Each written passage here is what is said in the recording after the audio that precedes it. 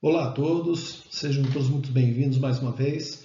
Vamos hoje conversar um pouquinho sobre o CEP. Hoje a gente vai deixar de lado um pouquinho os cálculos para a gente falar um pouquinho sobre a parte teórica do CEP, a importância da utilização do CEP, como a gente deve aplicar e utilizar as cartas de CEP.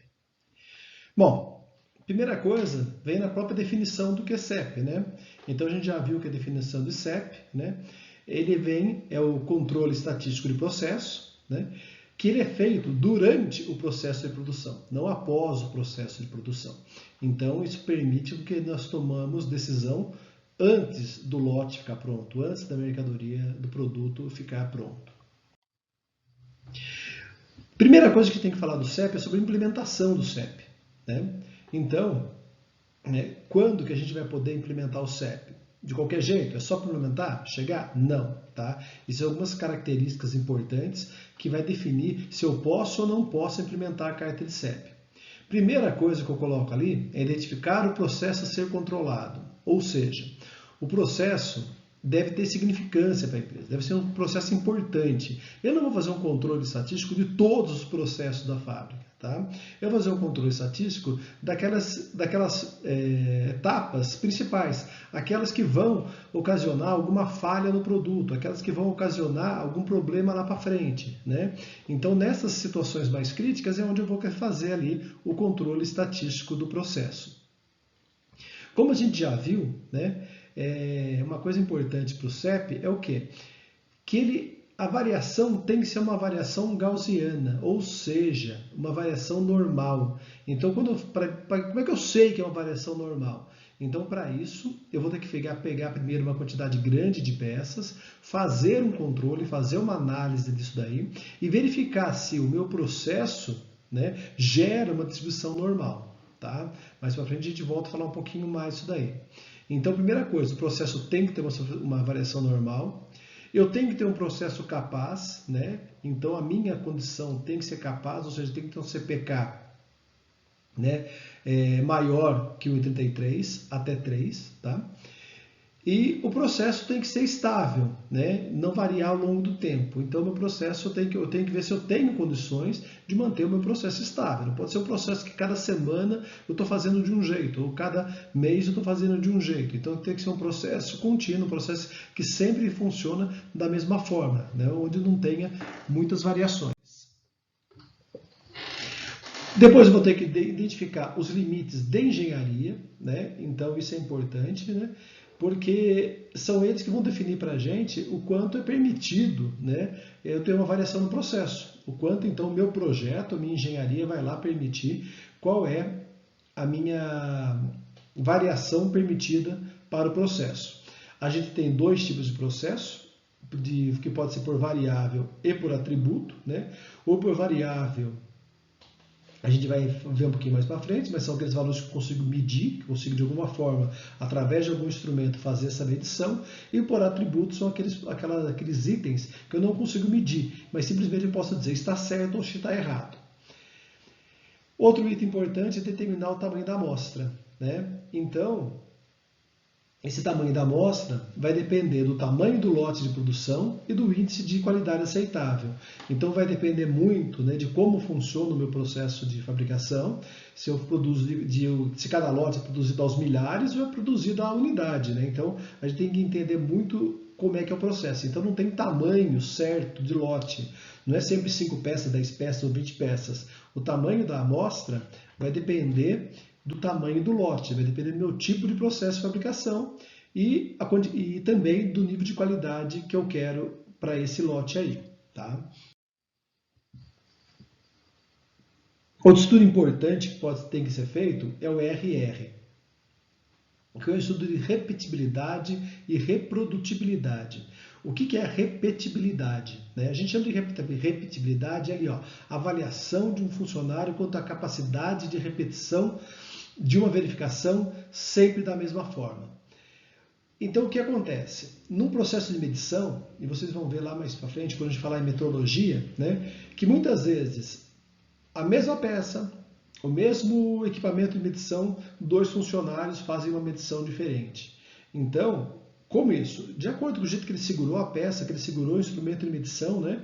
Então a gente precisa ver se todo mundo que está envolvido nessa carta de CEP vai fazer essas medições da mesma maneira, da maneira correta, né? E então, se isso daí não puder ser feito, essa repetibilidade, ou seja, ser feito sempre da mesma forma, isso vai perder o significado. Então, embora, então isso quer dizer que se eu pegar a mesma peça, né, medido com o mesmo paquímetro, com pessoas diferentes podem apresentar valores diferentes. Ou pegar a mesma peça, medir com o micrômetro e pessoas diferentes podem chegar a valores diferentes. Lógico que essa diferença é pequena, mas como é uma variação, né, eu tenho que tentar eliminar isso daí. A reprodutibilidade.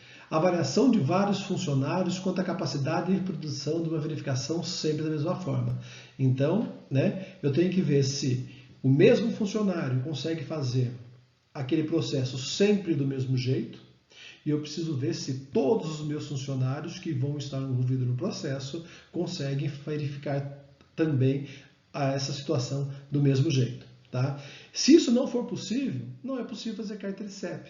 Se por algum motivo eu não tenho essa repetibilidade e essa reprodutibilidade, a carta de CEP com certeza vai ficar falha. Daí vem a implementação. Né? Como é que eu começo a implementar uma carta de CEP? Do nada, né? Quero começar agora, do zero. Então a primeira coisa que a gente fala, né, é que eu vou pegar, então, no mínimo, né, 125 amostras para o primeiro limite de controle. Então, a partir das minhas 125 primeiras amostras, aí eu começo a ter alguma noção do que vai acontecer. Tá? Então, não adianta começar uma carta de controle com 3, 4, 5 peças ali. Então, de maneira geral, a gente pega 125 peças e faz a primeira abordagem, faz o primeiro controle. Tá? O tamanho das amostras, né, também vai obedecer às normas NBR 5426 e 5429. Né? Essas duas normas, elas que tratam, né, sobre a carta de CEP, tratam o controle estatístico de processo, então a gente vai conseguir nelas ter as instruções mais definidas, né, de qual é o tamanho exato da amostra de acordo com o tipo de carta de CEP que eu vou utilizar. Outra coisa importante daí também, né, é sobre o processo. Então eu coloco ali, atuar no processo. Se a tendência do processo indicar que possa ocorrer uma falha, deve ser feita uma atuação para que evite a falha ocorra. É para isso que está o CEP. Para que eu consiga perceber tendências do que está acontecendo no processo e eu faça uma atuação, que eu faça uma correção do processo antes de aparecer a falha. Né? Então se eu percebo que as minhas peças estão saindo cada vez um pouquinho maior, eu sei que se eu continuar deixando ela aumentar o tamanho dela, né, daqui a pouco ela vai estar estourando os meus limites superiores. Né? Então eu faço uma correção antes disso dar problema. Se eu percebo que está tendo uma variação fora do padrão, mas ainda dentro dos meus limites de engenharia, né, eu faço uma atuação antes de estourar esses limites da engenharia. Tá? E a carta de controle, depois que eu fiz a primeira, ela não está estática, feita, acabou.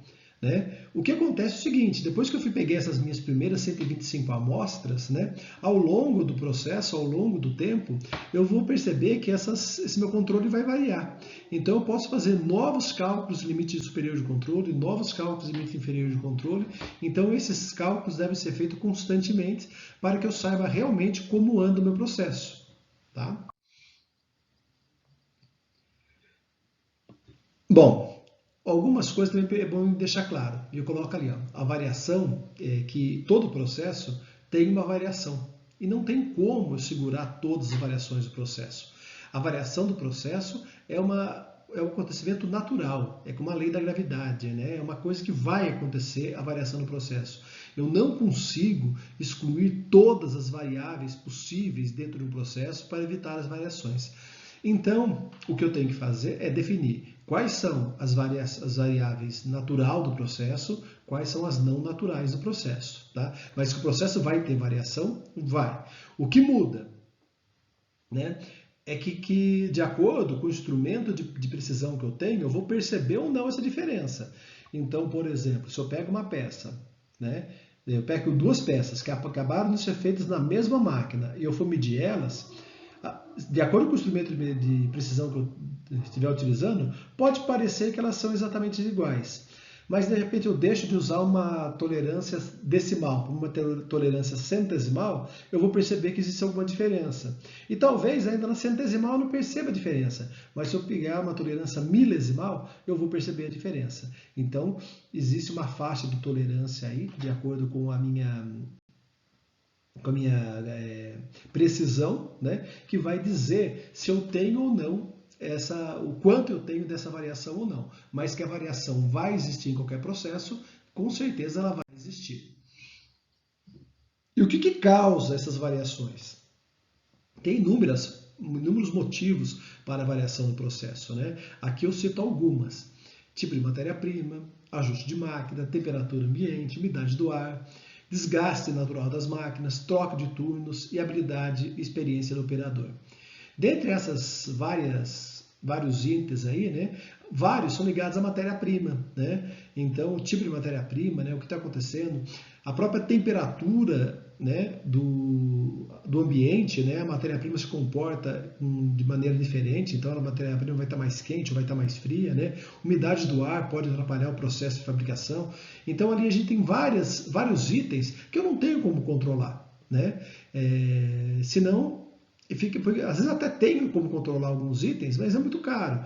Imagine que eu tenho que colocar em toda a fábrica um controle de temperatura, ou seja, um ar-condicionado constante que mantenha toda a temperatura, uma temperatura sempre exata para que não tenha alteração na temperatura da matéria-prima ou na temperatura dos equipamentos, para que tudo saia exatamente igual. É possível fazer isso? E muitas vezes até é possível. A pergunta é, vale a pena fazer isso? O investimento é tão caro que essa variação que ele vai diminuir não compensa. Aí cabe-se análise. Cada situação é uma situação. Se eu estou numa situação de extrema precisão, talvez eu tenha que controlar sim. Temperatura ambiente, umidade do ar, né? Tudo isso seja controlado. Agora, se eu não precisar controlar isso, eu conseguir trabalhar com essas variações e essas variações não causarem nenhum dano ao meu processo de fabricação, eu não vou controlar, porque eu não vou gastar uma fortuna com esses tipos de equipamentos, né, se realmente não for necessários. Desgaste natural das máquinas. As máquinas gastam. Tem peça onde tem atrito, tem desgaste, não tem como, né?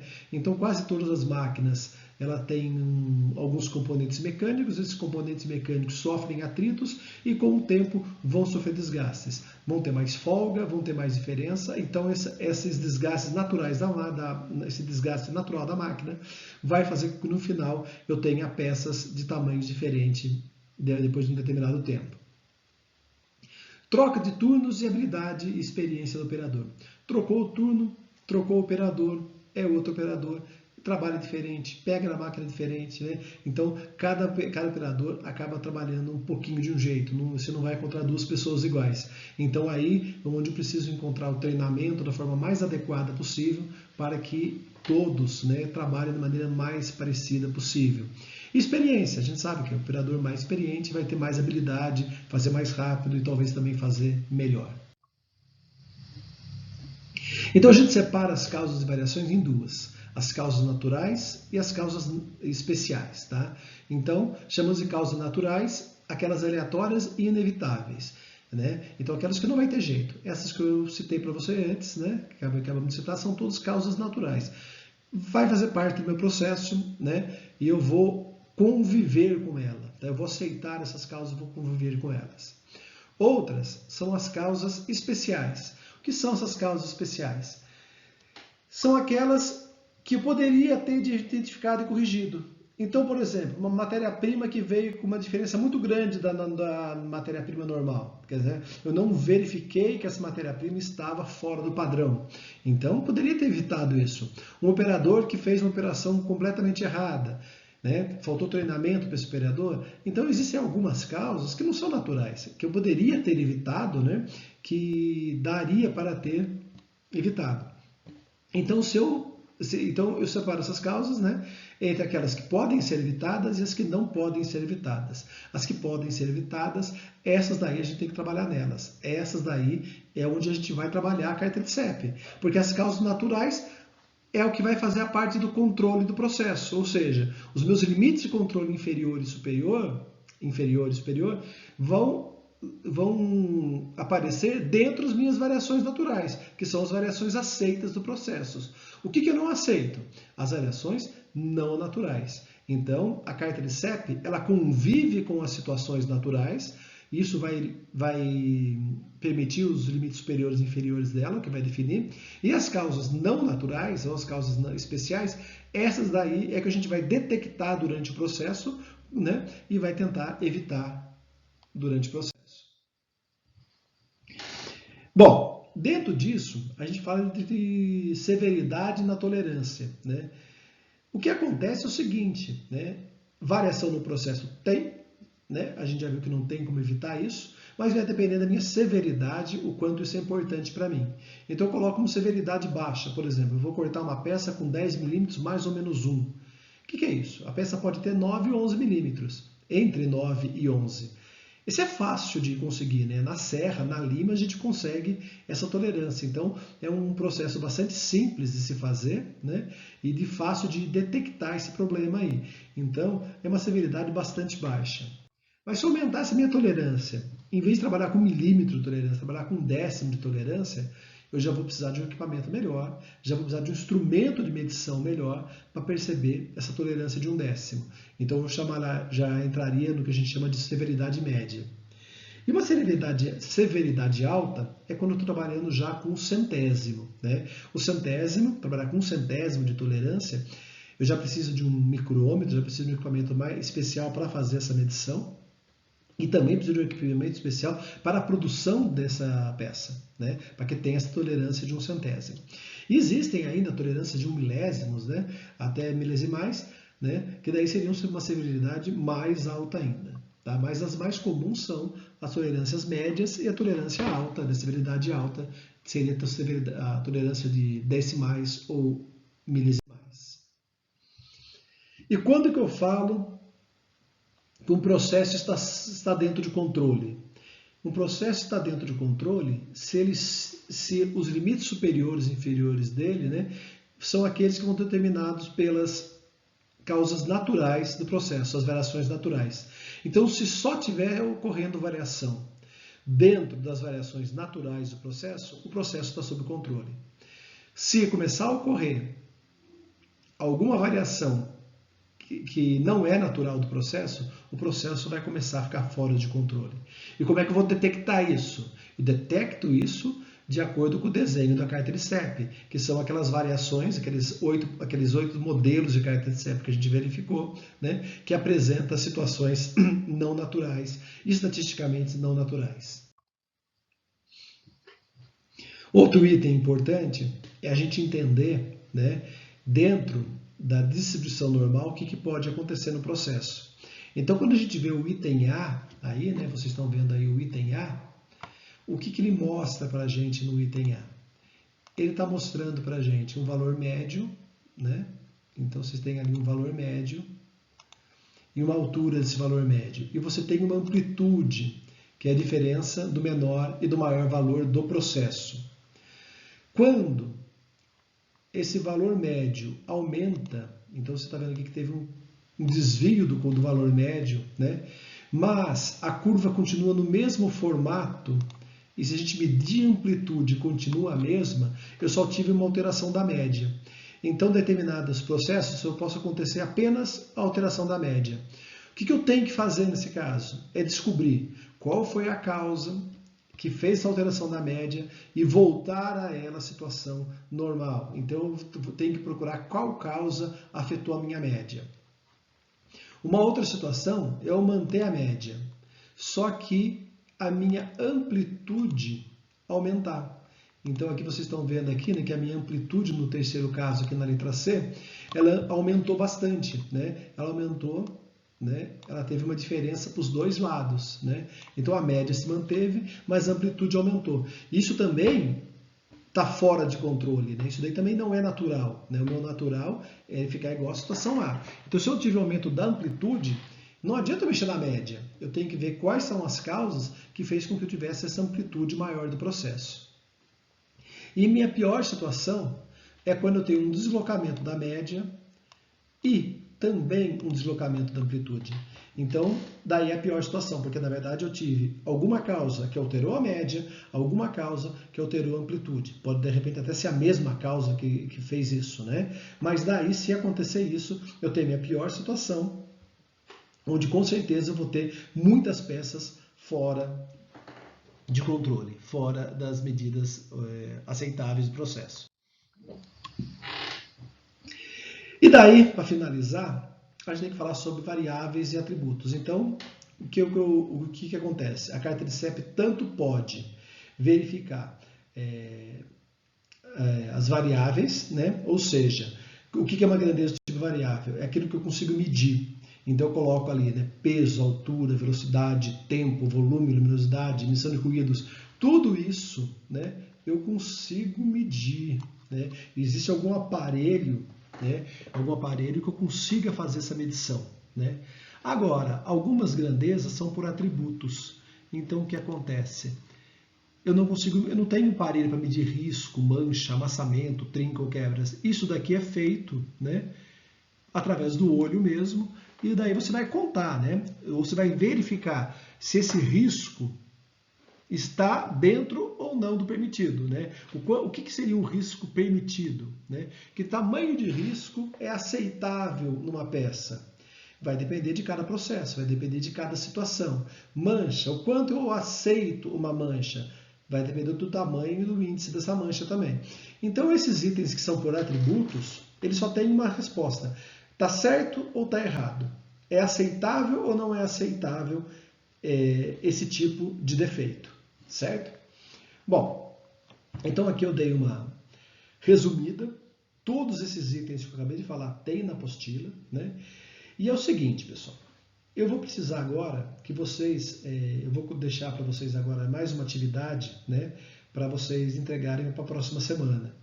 Então, esse bimestre está sendo definido, mas a gente vai ter que fazer uma semana de prova não presencial, né? A princípio não vai existir, né? Mas a gente vai fechar o bimestre de alguma forma, né? Então eu vou avaliar vocês de alguma forma. Então, para facilitar essa avaliação, né? Vocês têm uma atividade que deve estar entregando essa semana. Vai ter mais uma atividade para entregar agora na próxima semana, né? E depois, na outra semana, mais uma atividade com uma pontuação um pouco maior para a gente fechar. Então, o valor e a pontuação de cada uma dessas atividades, depois eu coloco direitinho para vocês. Então, tem uma atividade já valendo 5 pontos, tem mais uma atividade que vão entregar essa semana, né?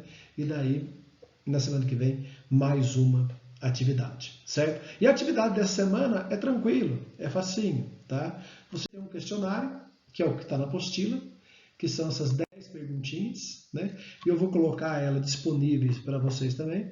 E eu quero que vocês escrevam, né? Respondam essas perguntas aí, né? Então não tem cálculo essa semana tem que escrever. Engenheiro também escreve, não faz só conta não, tá? Não tem jeito, tá? Então, uma maneira da gente aprender também é escrevendo, tá?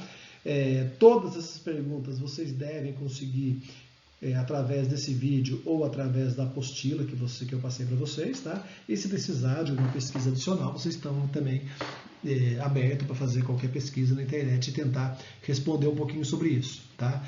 Então as perguntas vão ser respondidas de forma dissertativa, né? De forma mais natural possível, né?